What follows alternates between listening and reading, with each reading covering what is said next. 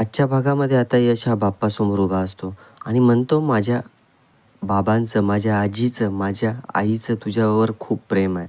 माझ्या बाबांचा जन्मसुद्धा इथेच झाला आणि हे घर आमच्यापासून असं हिरावून घेऊ नकोस बाप्पा, कारण आम्हाला खरंच आता या घराची खूप गरज आहे. आमचं हे घर म्हणजे एक वेगळं चैतन्य आहे. या घरासारखं सुख आम्हाला दुसरीकडे कुठेही मिळणार नाही आणि टॉवरमध्ये तर नाहीच नाही. आमची आजी आम्हाला नेहमी म्हणते, जेव्हा गोष्टी आपल्या मनासारख्या घडत नाहीत ना, तेव्हा त्या देवाच्या मनासारख्या घडतात. असं आहे ना बाप्पा? मग तुझ्या मनात नक्की काय सुरू आहे ना, हेच कळत नाही आहे. अहो, आमचं बालपण जसं या घरात गेलं ना, तसंच माझ्या मुलांचंही बालपण याच घरात जावं असं मला वाटतं.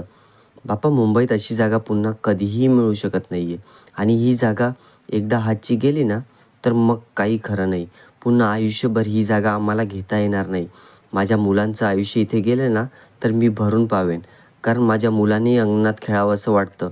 जिथे त्याचे बाबा खेळले, जिथे त्याचे वडील खेळले आहेत, तिथेच माझ्या मुलांनी खेळावं. माझ्या मुलांनीसुद्धा ही वास्तू पाहावी, असं मला वाटतं. थोडीशी डागडुजी केल्यानंतर ही वास्तू पुन्हा नवीन तशीच होईल. परंतु काय खूळ घुसला आहे या सगळ्यांच्या माझ्या बाबांच्या डोक्यामध्ये काय माहिती. मी माझ्या बाबांच्या विरोधात तिकडे पोलीस स्टेशनमध्ये तक्रार करतोय, त्यांना कोर्टात खेचतोय, परंतु माझाही आता नाईलाज आहे. आणि असं असताना नव्या गोष्टी तुम्हाला किती अट्रॅक्ट करत असल्या तरी जुनं ते सोनं आणि सोनं असतं. माझ्या आजीने आणि माझ्या आईने तुझ्यासाठी खूप उपवास केले, नवस केले, तरी त्यांना हे घर सोडून का जावं लागतं असं म्हणून यश हा खूप इमोशनल होतो आणि म्हणतो की मी या गोष्टीचा जाब कोणालाच विचारू शकत नाही, कारण आता त्या दोघीही खूप धीराच्या आहेत. सगळं काही अगदी व्यवस्थित करतील. आता बाप्पा, माझी एकच इच्छा आहे की तुम्ही आमच्यावर नेहमी अशीच कृपा ठेवा आणि आमच्यावर लक्ष ठेवा. आणि माझी आई हे घर मिळवण्यासाठी जीवाचं रान करते अक्षरशः. त्यामुळे एकच रिक्वेस्ट आहे की तू आमच्या नेहमी पाठीशी उभं राहावं आणि तुझा हा सदैव आमच्या डोक्यावर असावा, असं आम्हाला वाटतं. तेवढ्यात आता जानकी येऊन यश जवळ उभी राहते. तेव्हा यश हा लगेच जानकीला जवळ घेतो आणि विचारतो, काय करतेस बाळा इथे तू? तेव्हा तो तिला हात जोडायला सांगतो आणि म्हणतो, बाप्पाला तू प्रार्थना कर की मला याच घरात राहायचं आहे. माझी पणजी आणि माझा पंजोबा जिथे मला कायमचं राहायचं आहे आणि ज्या अंगणामध्ये माझे बाबा खेळले आहेत ना, त्या अंगणातसुद्धा मला खेळायचं आहे. याच अंगणातली फळं मला खायची आहेत. याच अंगणातली फळं मला खायची असून याच अंगणातला गजराही मला माझ्या केसामध्ये माळायचा आहे. असं सांग तू बाप्पाला. हे सांग की मला हे सगळे टॉवरमध्ये अजिबात मिळणार नाही आहे, कारण हे घर आम्हाला खूप नशिबानं मिळालं आहे. आपण बाप्पाला सांगूयात हे सगळं माझ्याकडून अजिबात हिरावून घेऊ नकोस. जानकी, तुला माहिती आहे का, बाप्पाकडे तू जर मनापासून काही मागितलं ना, तर तो तुझं सगळं काही ऐकेल. कारण बाप्पा हा लहान मुलांचं सगळं काही ऐकतो. इकडे अरुंधती पूर्ण फॅमिलीचा फोटो हातात घेते आणि समृद्धीचा सुद्धा. त्या फोटोकडे ती पाहत असते. तेवढ्यात आता कोणीतरी दरवाजाची बेल वाजवतं. अरुंधती विचार करत असते, एवढ्या रात्री कोण आलं असेल? एवढ्या रात्री कोण आलं असेल? आता खूप उशीर सुद्धा झाला आहे. 11 वाजून गेलेत. मग आता ती लगेच दरवाजा उघडून समोर पाहते, तर तिथे अनिरुद्ध आलेला असतो. तेव्हा आता अरुंधती विचारते, तुम्ही इथे का आलात? आई आप्पा आत्ताच झोपले आहेत. तेव्हा आई आप्पासमोर, नाही, मला तुझ्याशी बोलायचं आहे, असं आता अनिरुद्ध म्हणतो. तेव्हा अरुंधती म्हणते, या आणि बोला. तेव्हा अनिरुद्ध आतमध्ये येतो आणि लगेच अरुंधतीला म्हणतो, मला आई माहिती आहे अरुंधती, आप्पा आणि आई अजिबात एकटेच कोर्टात गेले नाही आहेत. तू त्यांना भरसे पाडले आहे आणि म्हणूनच त्यांनी कोर्टाची नोटीस आम्हाला पाठवली आणि समृद्धी पाडण्यासाठी आम्हाला विरोध करतायत. तूच या सगळ्याची सूत्रधार आहे, मेन. अगं, तुला आता एवढंही कळत नाही आहे का? या वयात त्यांना हे कोर्टाच्या पायऱ्या चढावायला लावणं झेपणार आहे का? वय आहे का त्यांचं कोर्टाच्या पायऱ्या चढण्याचं? मग आता अरुंधती म्हणते, असं आहे ना, तुम्ही परस्पर त्यांचं घर बिल्डरला देऊन टाकलं, मग त्यांच्या वयाचा विचार नाही आला का तुमच्या मनामध्ये? असं म्हणून ते अनिरुद्धला अजिबात एक शब्द देखील पुढे बोलू देत नसते. तर अनिरुद्ध आता तिच्याकडे पाहतच राहतो. या वयात त्यांना एवढा मोठा धक्का बसला, याचा विचार तुम्ही केला होतात का? तुम्ही त्यांना का त्रास देताय? मला तेच कळत नाही आहे. तेव्हा अनिरुद्ध म्हणतो, तसं नाही आहे, मी नाही त्रास देत आहे. जे झालं ना ते झालं, परंतु या केसेस खूप कटकटीची कामं असतात. त्यासाठी खूप पैसा लागतो. तुम्हाला हे झेपणार आहे का? मग आता अरुंधती ही अनिरुद्धकडे हसतच पाहते. पुढे आता तो विचारतो, ती तुम्हाला परवडणार आहे का? का? अरुंधती म्हणते की ते आम्ही आमचं बघू. आम्हाला परवडलं येईल की नाही. तुमच्या कामावर लक्ष केंद्रित करा. आईने तुमचं ऐकलं नाही. आप्पांनी केस मागे घ्यायला नकार दिला. म्हणून तुम्ही आता इकडे आलात का मला समजवण्यासाठी? आणि तसं असेल ना तर अनिरुद्ध, तुम्ही तुमचा वेळ वाया घालवताय. कारण मी आणि आप्पा आमच्या मतावर ठाम आहोत. जे काही बोलायचं असेल ना ते आता आपण सरळ कोर्टातच बोलू, असं आता अरुंधती अनिरुद्धलाही स्पष्टपणे सांगत असते. तेव्हा अनिरुद्ध म्हणतो, ऐकून घे जरा. अगं तू, या कोर्टाच्या केसेस ज्या असतात ना त्या वर्षानुवर्ष चालत असतात. त्यापेक्षा आपण एकत्र बसून चर्चा करून हा मॅटर सॉल्व्ह करूयात. तेव्हा अरुंधती म्हणते, आप्पांना फसून तुम्ही त्यांच्याकडे सह्या घेतल्या खरं, परंतु मधला मार्ग जर काढून घेतला असता त्यांच्याकडून, जर तुम्ही या सह्या अशा चोरून घेतल्या नसत्या तर नक्कीच मधला मार्ग काढला असता. पण आत्ता वेळ निघून गेली आहे. आपण कोर्टातच भेटलेलं बरं. तेव्हा अनिरुद्ध म्हणतो, अरुंधती अगं कोर्टात जाणं तुझ्यासाठी योग्य नाही आहे. हा विषय अजिबात घरापर्यंत राहणार नाही. पास्टबद्दल सुद्धा खूप प्रश्न असे विचारले जातील. मगच सगळं डिस्कस करतील. ही त्यांची टॅक्टच आहे. असं तुझ्या चारित्र्यावर शिंतोडे उडवले जातील. हे चालेल का तुला? असं म्हणून आता अनिरुद्ध अरुंधतीला विचारतो. तेव्हा अरुंधती म्हणते, चारित्र्य फक्त स्त्रीलाच असतं का? हो, जसं माझ्या चारित्र्याबद्दल बोललं जाईल ना तसं तुमच्याही भूतकाळाबद्दल बोललंच जाईल. आणि तो काही एवढा गौरवशाली नाही आहे. तुमच्या भूतकाळाबद्दल बोलायचं झालं तर मग तारखावर तारखा सारख्या पडत राहतील. मग तुमच्या चारित्र्यावर शिंतोडे उडवलेले तुम्हाला चालतील का? असं अरुंधती आता विचारत असते. तेव्हा अनिरुद्ध तिला समजवतो की अगं मी पुरुष आहे आणि लोक मला अजिबात नाव ठेवणार नाही. उलट तुला समाजात तोंड वर करून चालण्याची भीती वाटेल, लाज वाटेल. त्यामुळे मी तुला आत्ताच समजवतोय. मग आता अरुंधती स्पष्टपणे सांगते, मला तसं काहीही वाटणार नाही. तुम्ही माझी काळजी करू नका. तुम्ही तुमची काळजी करा. कारण मी आत्तापर्यंत जे काही निर्णय घेतले आहेत ते सतत विवेकबुद्धीला जाग ठेवूनच घेतलेले आहेत. तेव्हा मी समाजाची पर्वा केली नाही तर आत्ता का करेन? असं म्हणून अरुंधती अनिरुद्धला धुडकावते. त्यामुळे अनिरुद्ध, हे पहा, तुम्ही मला अजिबात कोणतीही भीती घालू नका. मी कशी आहे ना माझ्या जवळच्या सर्व माणसांना चांगल्या प्रकारे माहिती आहे आणि समाजाची भीती तर मला नाहीच आहे. तेव्हा अनिरुद्ध विचारतो, म्हणजे काहीही झालं तरी तुम्ही ही केस लढणारच का? तेव्हा अरुंधती म्हणते, हो, समाजाची मला भीती नाही आणि त्या केसची सुद्धा मी लढणार म्हणजे लढणारच. आता मी अजिबात हटणार नाही आहे. तेव्हा अनिरुद्ध म्हणतो, बरं ठीक आहे, चिखलात दगड मारायचं तुम्ही ठरवलं आहे ना, मग मी तरी काय बोलणार? तेव्हा अरुंधती बाहेरचा रस्ता त्याला दाखवते आणि म्हणते, या तुम्ही आता, कारण आता जे काही बोलू ना ते फक्त कोर्टातच बोलूयात आपण. तेव्हा तो तिला ऑल द बेस्ट म्हणतो. तर अरुंधती, आता तुम्हालाही शुभेच्छा, असं म्हणून अनिरुद्धला तिथून जायला सांगते.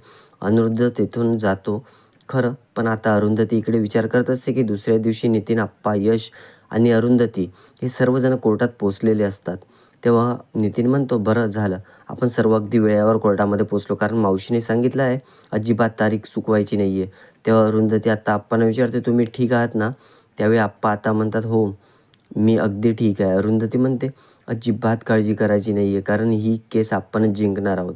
आपण ही समृद्धी अजिबात पाडून द्यायची नाही आहे. त्याचवेळी आता आप्पा म्हणतात, समृद्धी जर पडलं तर मी पूर्णपणे कोसळून जाईल.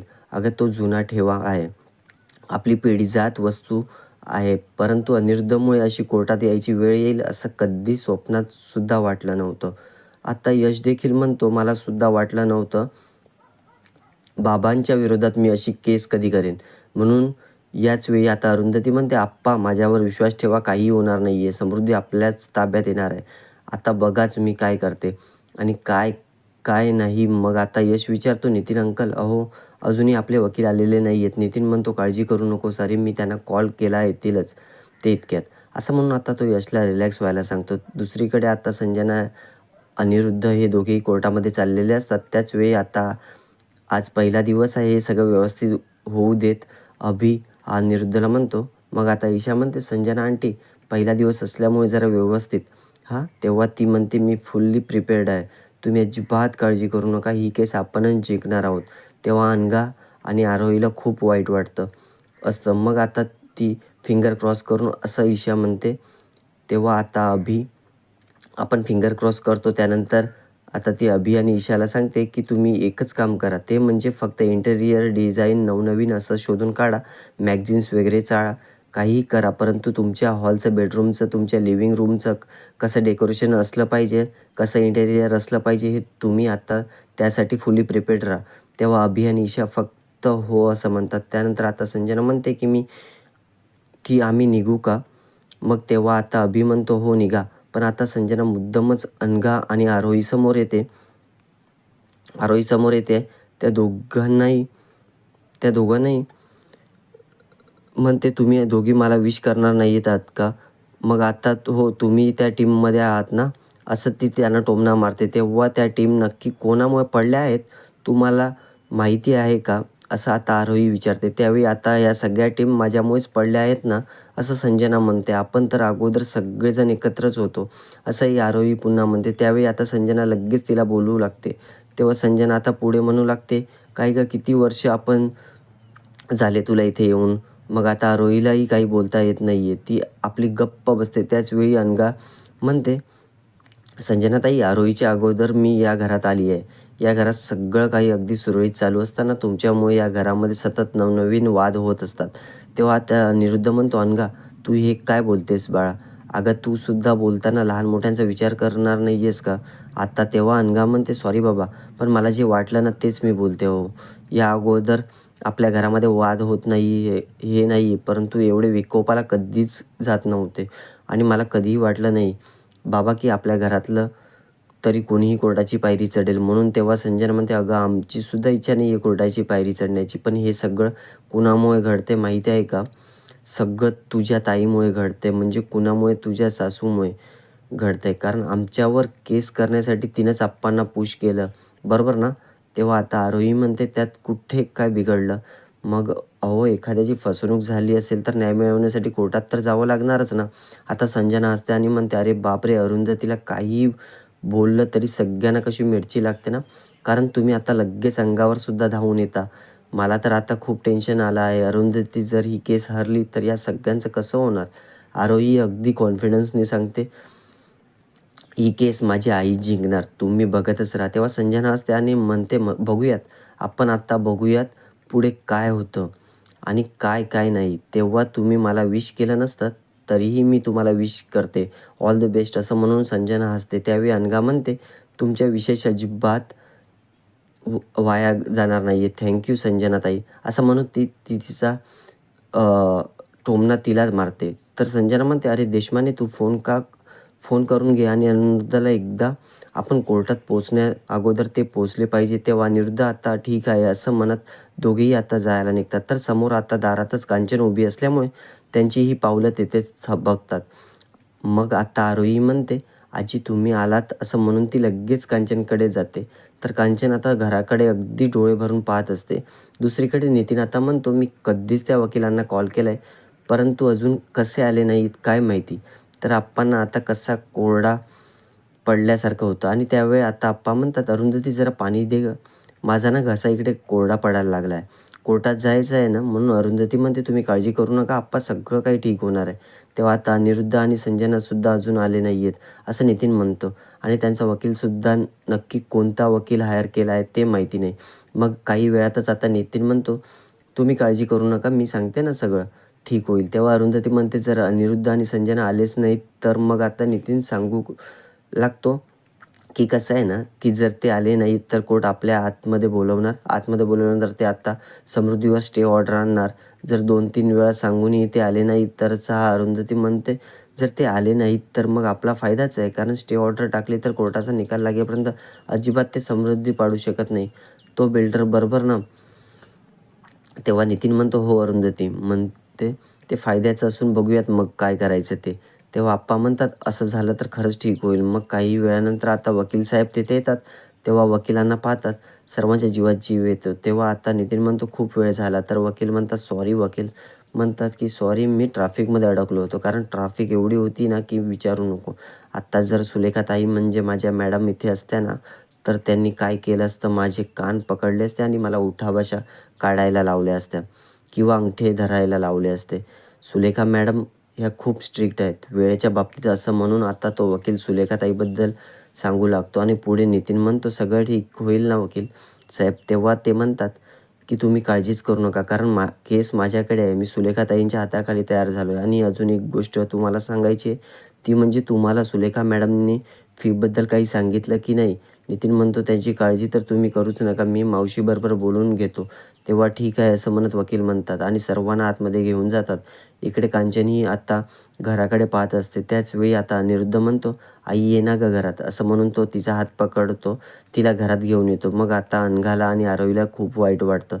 त्याच वेळी आता ती तेथे बसते. मग आता संजनाला म्हणते, फायनली आप्पाने केस मागे घेतली.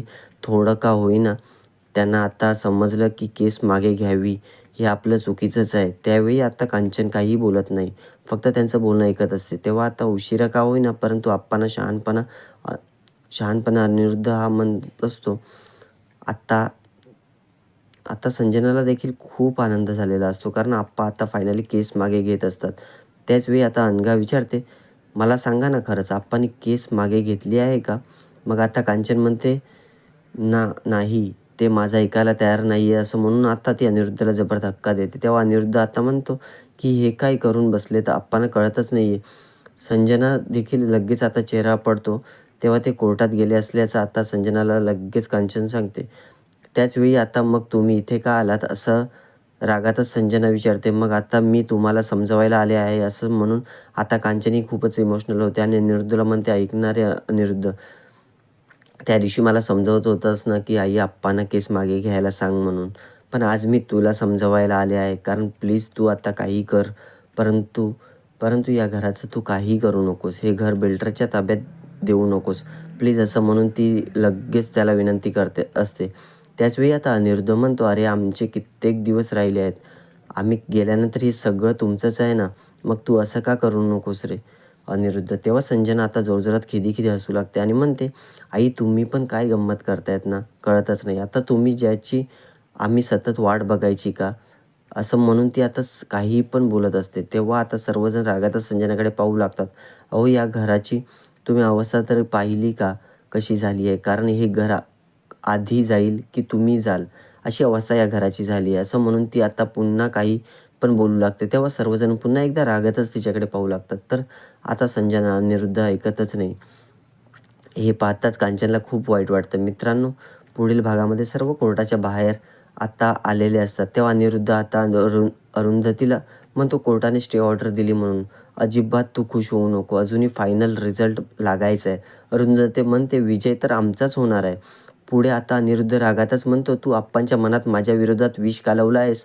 आम्ही पुन्हा सगळे एकत्र येऊन आणि तू एकटी पडशील, बघतच राहा. अरुंधती त्यावरही ते उत्तर देते, माणूस एकटा येतो आणि एकटाच जातो, त्यावर तुम्ही विचार करा आणि जागे व्हा. तुम्ही उद्या एकटे पडल्यानंतर पश्चाताप करण्याची वेळ नक्कीच येणार आहे. अशा मालिकेचे पुढील भाग पाहण्यासाठी चॅनलला सबस्क्राईब करा.